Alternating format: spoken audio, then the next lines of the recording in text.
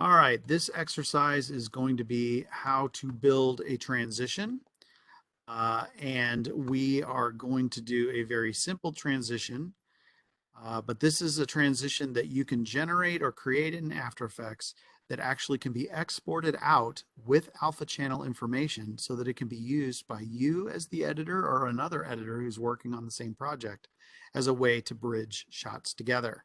And there's actually going to be two different ways that the editor could use what we're building when we're done. And I'm going to show you how it is worth spending time making something like this because there's a couple different ways you can use it once you do it. So looking at the example that I have here, we have a simple animation with three colored blocks coming down from the top.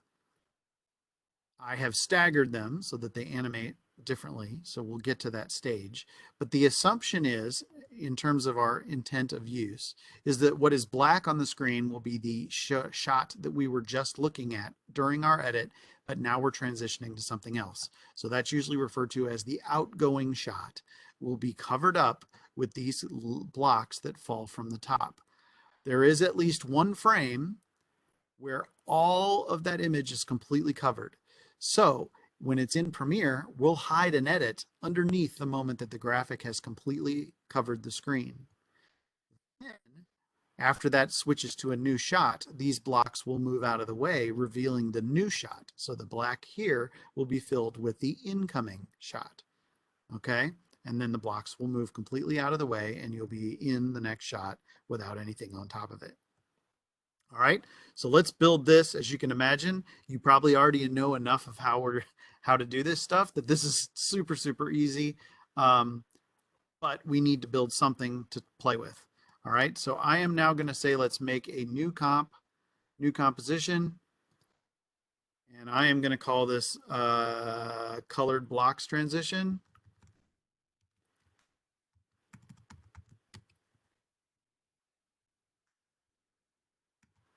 I have several, so I'm going to put a 3 after mine. 1920, 1080, yes, we're still keeping that. Same frame rate, it's totally fine. 10 seconds will be more than enough. And it doesn't matter what our background color is, because we're going to tell it anything basically that is background only is going to be transparent upon export.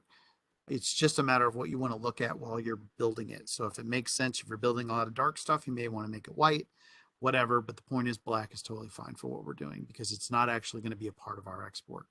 So we hit OK, and there we have a new thing, new comp. So let me move these so where I can get to them quicker. Okay, so what we want to do is we want to make our blocks. So our goal is to have 3 blocks that are, this doesn't have to be perfect. It's just a classroom exercise, but essentially 3 blocks that are the same size. So I am going to start by making a block that I think is pretty close to a good third of the screen. So whether that goes in the middle or the ends is up to you, but we need to draw a shape. So we're going to go up here to the rectangle tool in the top left-hand corner. Right now, if I draw, I'm going to be drawing black on black, so I'm not going to be able to see it. So I did an RGB set of colors. So let's start maybe with red. Now when I draw my block, it'll be red and I won't be able to miss it. So yeah, you can decide to make it the center block, the edges block. I don't care. I'm going to probably just work from left to right because I know it doesn't have to be perfect. And I'm going to start just a little outside the frame, just a pixel or two too tall. And I'm going to draw it down and I'm going to make sure it's just a little too long so that it goes outside the box down here as well, and then let it go. All right. It might be a little narrow the way I drew it, so I'm going to go to the select tool with the little arrows and I'm going to move it over a little just to make sure that it's really going to be a third of the screen. I'd say that's pretty close. Now I have it. It's blue. I wanted it to be red. I forgot that it's not my character color because this is related to fonts. It's the colors are determined up at the top. So good, I made a mistake. You can learn from my mistake. It was set to blue last, so that's what it did. If I want to change it, I need to click up at the top to the fill color and change it to red and then hit OK. Now, there is my red block. Life is good. I'm going to click on the name of it down there and hit the return or enter key so that I can retype what it is. And I'm going to say red so that I can tell my layers apart over here. Now, it's already given me like other controls that I don't really need to mess with. So I'm just going to collapse it closed. So I have a nice clean track down here that says red. Now I'm going to duplicate it. So on a Mac, Command D as in dog. On a PC, Control D 2 more times. I have 3 blocks now. They are all red, and they're all in the same place, so I can't really see what's going on. But if I then go to, say, the second layer, and I go up to, assuming I'm still have the arrow selected, I can grab it and I can move it over. But of course, it's going to be hard to know if I've got it aligned right, if they're the same color. So I'm actually, now that I've selected this block, going to go in and I'm going to change it to green. There's my middle block. I did probably overshoot a little bit. I'm going to go back, and with the arrow still as the V selected, I'm going to move some of these over. But I need to select the tracks down here because it's going to get crazy. And I can say, oh, less of that and more of green. However, I probably should rename them so I can tell them apart. So I'm going to click on my second layer and call it green. And my third layer and hit return and call it blue. Now, with the third layer selected, I'm actually going to move it over and change it to blue.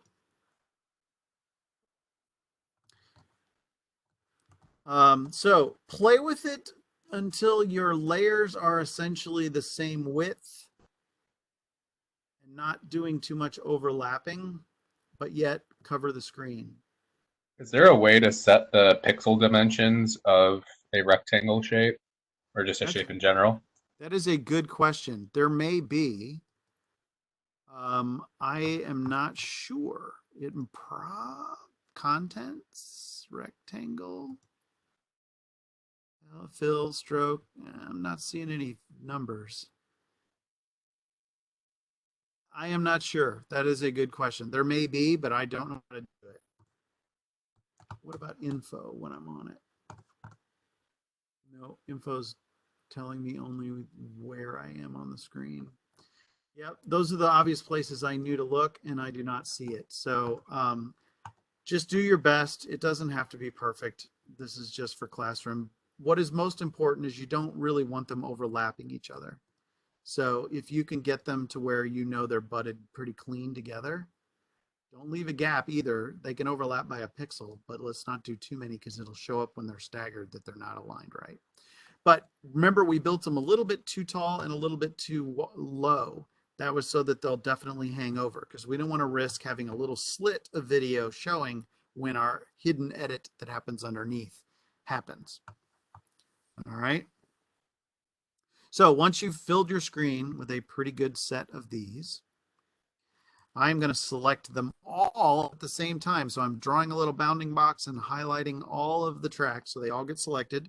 Or you can click on the first one, hold down shift and click on the top one. But the point is get them all selected. And let's do the letter P for position. And then all the position controls come up, one per layer. All right. And then in the interest of simplicity, let's go a second in and let's hit our first position keyframe. And since they're all selected, as soon as you click on one, it sets one for all the tracks, all matching this same position. This is what I would consider sort of the home position. This is when my graphic elements are filling the screen. Again, we're going to move these keyframes later, but let's go to 2 seconds and let's do that. Let's set a manual keyframe to match that one on each track. So since everything's still highlighted, I should only have to hit a add keyframe button on the far side of these tracks one time, and sure enough, it set it for all of them. Lovely. Now what we've just said is basically said from that point to that point, nothing's going to change. So in a sense, it will be up and filling the screen for a full second. That's a little long, but we're going to be glad we have that later, that long of a gap. So now we want to go to the front of the entire animation.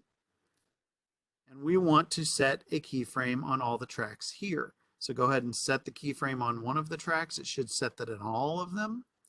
However, we want the first one, we want all of the blocks up and out of the frame. So grab one of the layers, go to the Y positioning, and drag it to the left so that it goes up. Get it up and out of frame so that it is no longer putting any color on your screen. And then when you drag your timeline, you should see them all fall down together and fill the screen and sit there for a second. All right. Then we're going to do the exact same thing for them to leave. So let's just, out of simple math, go to 3 seconds. We still, again, have every track highlighted. I'm going to manually set a keyframe, which I will remind you again, technically we don't have to do that because as soon as we make an adjustment, it's going to set a keyframe for us. But I like knowing that I set it exactly where I wanted before I change a variable. So I encourage you to do it this way, but it isn't required. And as we get into super complicated stuff, it may be faster to not set it manually. But what does our last keyframe look like? Well, I want everything to leave. So I'm going to go to the, again, one of the tracks, go to the Y axis or the right number, and I'm going to drag to the right this time so that things go down instead of up. And I'm going to keep moving it until everything is completely out of frame. Now, if you go and you drag your playhead through, you will see them all fall, sit for a second, and then all fall away. All right. Is everybody cool up until that point? If not, raise your hand. All right, Holly, I'll give you a moment. Or if you have a question, just unmute yourself and feel free to ask.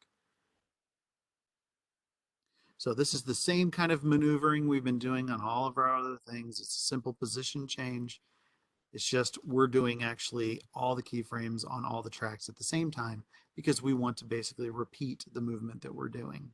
So this is a little bit easier way and a little faster to not have to get too lost along the way and do it 3 sets of times. It's annoying. All right. I'm going to go ahead and go to the next stage, Holly, unless you raise your hand again to stop me. All right. So we know how to stagger them, right? So let's just pull the tracks down apart from each other a little bit.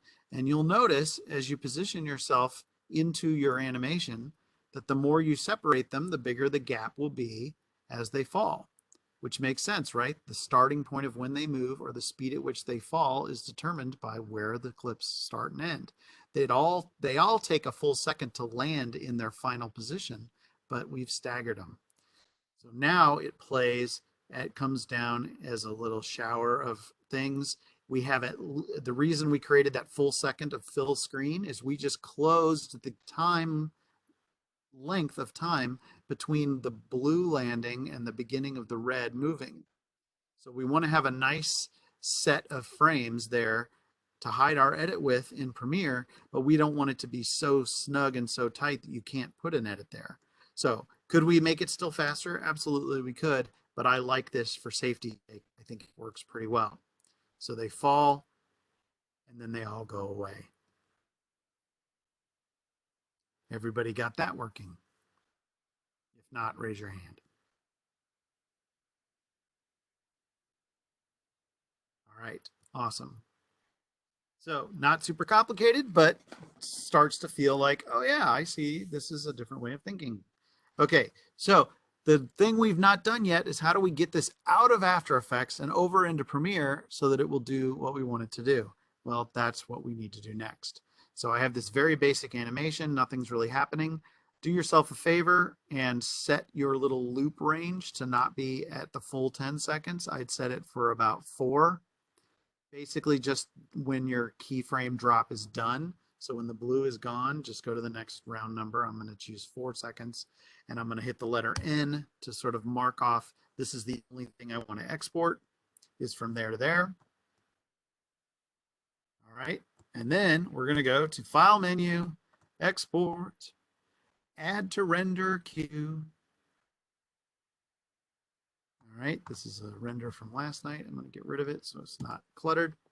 Okay, So this is where we walk through our blue text, right? Each blue text thing is something we need to either check or make a decision about. So if I go to the first one that right now by default says best settings and open it, this is my chance. Even though we may not know all this other stuff up here, all of the defaults tend to be right. So the only thing we're really coming in here for is to make sure that the time span setting has not been changed to something else. We want it to be the work area only. That way you're not exporting the full 10 seconds, only the area we marked off. All right. Usually if you set this for one project, it'll be there each time after that, but I have seen it change. So we want to double check that that's right. So we didn't really do anything in there. We just looked at something. We go to the next one, which is the output module. Mine right now is set to lossless. That is not the codec I want to use. So I'm going to click on it and I'm going to open our settings. Now, we've been using ProRes so far, but again, many of you may be on computers that haven't been set to that because they weren't the computers we've been using in class.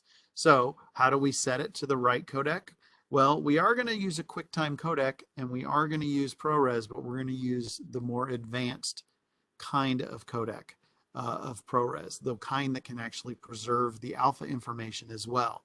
So first, we want to make sure our format sort of library, if you will, of settings that we have to even available to pull from is the QuickTime set.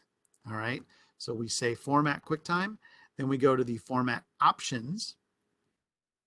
And traditionally, when this window has popped up, we have gone to ProRes 422. The problem is 422 denotes three different categories. Those are meant to be columns. The first column is a attribute, so 4, and then other two columns are 2 and 2. We need 4 columns. We need an additional column essentially for alpha. So if you look, there is an Apple ProRes 4444. It is a fourth number. That means it can contain alpha information. So select that and remember that's why you're selecting it, because it has 4 numbers, 4 separate channels, if you will, of information. And that's all we have to do in here. We just basically say, I need a codec that's capable of 4 channels, the fourth one being the alpha. I hit OK. And then I still am not done because we need to tell it literally RGB is your first 3 channels. We need to include the fourth. So if you go to the channel selector and notice you can do only alpha if you want, which is kind of weird, but there are times when you might want that. Or we can do RGB plus alpha, and that is what we want. We want all the color information. In this case, you see why I used red, green, blue. Those are literally the blocks, right? So we say RGB plus alpha. We're in a world where that is an option. If you're in the wrong codec, it will be grayed out or it won't even show up here.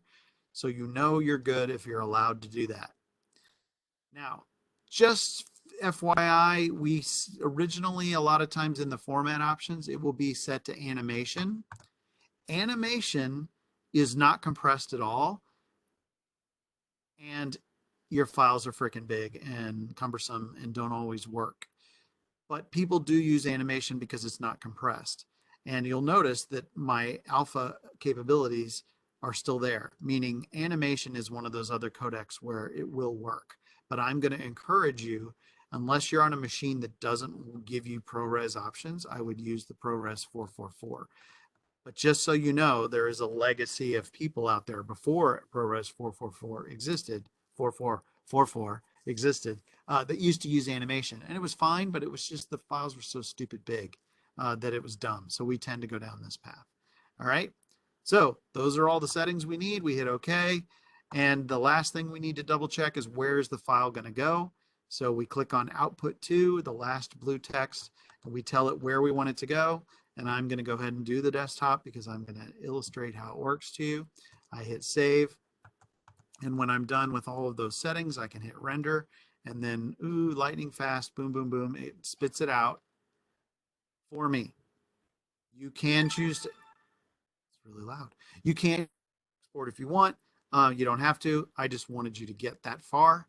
Now, I want to show you what it looks like in Premiere when we start messing with this layered thing. And hopefully it'll boot up pretty quick.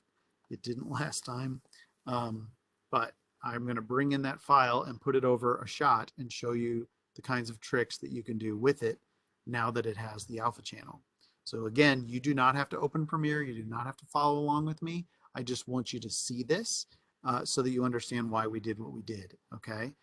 And it is loading faster than last time. So hopefully here in just a moment, I'll be able to show you this working. I'm going to pause recording.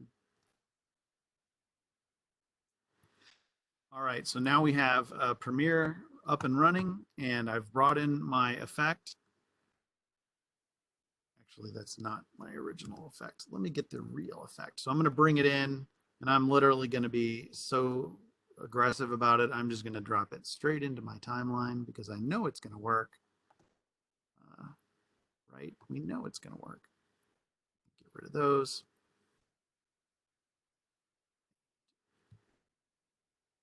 That's not what I'm going to do. I'm going to put this here. Get rid of this. This here. All right. So I have a cut here. I have a simple, straightforward cut between running and face. I'm going to go get this transition that I rendered to my desktop. I'm going to grab it. I'm going to pull it in here. If I put it over a piece of footage, you will see that the blocks fall in and what was black has become transparent. And there is a moment where it completely fills the screen and then the red falls away and reveals the footage. The only thing is, of course, I'm on the same shot, so nothing appears to have changed. But if I drag it over, now it will drop. We will see legs, it will drop, and when we come out of the drop, we're on the face. Cool, right? Yay, it worked. It did exactly what we wanted. Let's move this over because that's kind of dragged it in. We're good to go.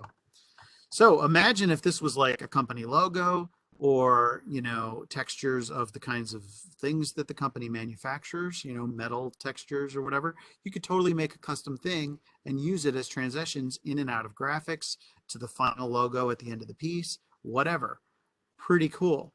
And it'll look so fancy that you can charge more money for having done it because the client will think it's cool. All right. Now, the other way I can use this is all working this way because there's an alpha channel technically here, right? It knows about the fact that one part of the screen is supposed to be transparent and the other is solid. What if I don't want to actually show the colors? I just want to create a wipe that complements this. So in a sense, a wipe that has little stair steps that come down, revealing the next shot. Well, I can do that without having to go back to After Effects. So if I take these two layers and I stack them on top of each other, and then I align my animation so that it starts. It's already happening because it still has it on it. Sorry. Yeah. So you didn't see that. If I just moved those, it would look like this. It would cut from one to the other, and then boom, the thing wipes down. Well, that's not what I want. First of all, I don't want to see the colors. Second of all, I don't want it to cut to the other shot. I want to wipe to it.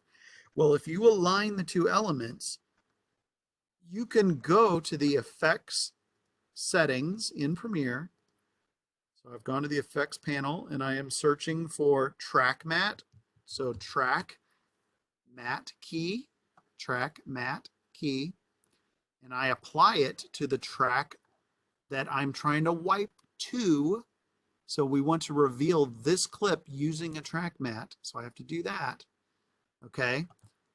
Once it's applied to this top layer, the one that's coming, this is the incoming clip, I can then go into the track matte settings under my effects controls. You probably saw it pop up when I added the effect. Go into the effects controls, and then you can change it to look at the track above it. So the track above it in this case is track 3. And when I select that, I then no longer see the track that's on top until the wipe happens. All right. So this is my original clip, running. Now, instead of cutting to her face, it's actually using the track above it to cut a hole and then fill it with that clip. Now, the only sucky thing is at this point is if I keep playing the thing, it wipes to stuff I don't want it to wipe to. Well, all you got to do is cut it off. We have a second or two here where the effect has fallen, but it hasn't fallen away yet. Just trim it back. And now it is an effect that actually goes, and it's purely a transition. So now you've built a custom wipe that is in the shape of whatever your animation was. So If you wanted, you could just build these, and who cares what color the boxes are because you're never going to show them. You could build fancy smancy wipes, or you can take the time to build something that reveals or uses company elements and then remove them and use just the edge of what you animated as your transition. Pretty cool and actually pretty easy, and arguably two effects for the time it took to build one, which is part of why I think this is so good. All right. So I'm going to record me saying this so it's in the clip, but this is where what you are supposed to do for next week's assignment. I want you to build a transition with an alpha channel that can be brought into Premiere, and that's actually how I'm going to grade your piece. I'm going to bring it in and put it on two clips, not in this weird wipey way, the way I had it originally where it was just purely a cut. Okay. So I can put it back the way it was. I'm going to take your transition and I'm going to drop it on top, line it up so that it can work as an animated transition. So I encourage you. So several things will have to happen. Number one, obviously you got to know how to export it with Alpha, which is a big part of this lesson. Secondly, you have to have whatever way you animate these things on, there has to be a moment when all your elements fill the screen so you can hide a cut underneath. So you've got to fill the screen with whatever you do. Next, whatever you do, please do something cooler than these three goofball blocks falling from the top, right? This was meant to be as easy as we could possibly make it. I need you to do something cooler, something fancier, but you know several other techniques. These could be words that fill the screen. You could fly into some text and have like a thick letter be the transition. There are several ways you can do it that are beyond this that you already know. Then let's think about what we learned this week. You could actually paint on a transition onto something. You know how to do that now. You know how to do 3D. So yeah, maybe you do something with blocks, but maybe it's a bunch of 3D, blocks coming in, pivoting on a different kind of axis so that it looks really dramatic and cool. And I gave you way more elements than we needed for that virus exercise. So you've got alpha channel / luminance channel stuff in there that you could use to wipe stuff on. Okay, so there's other paint splotches and brush swashes and explosions of powder and several things to pull from in there that you could use to create a very organic version of this. But I encourage you, use something new to get your animated elements on and then have them drop away to reveal the next shot. So not just fade, have them either fly off or animate off in some way. So I need it to come in interestingly and leave interestingly. Okay. And that is the basic required stuff. And just know I'm going to bring them into Premiere and I'm going to see how they work in terms of being used as a transition like this. So it's got to be the right size and format and all that kind of stuff. All right. So I will send that in an email, those plot points again, but I want to give you at least now the next half hour to be able to start working on it. And if you have any questions, let me know. I'm going to stop recording, but hopefully that's enough if you needed a review.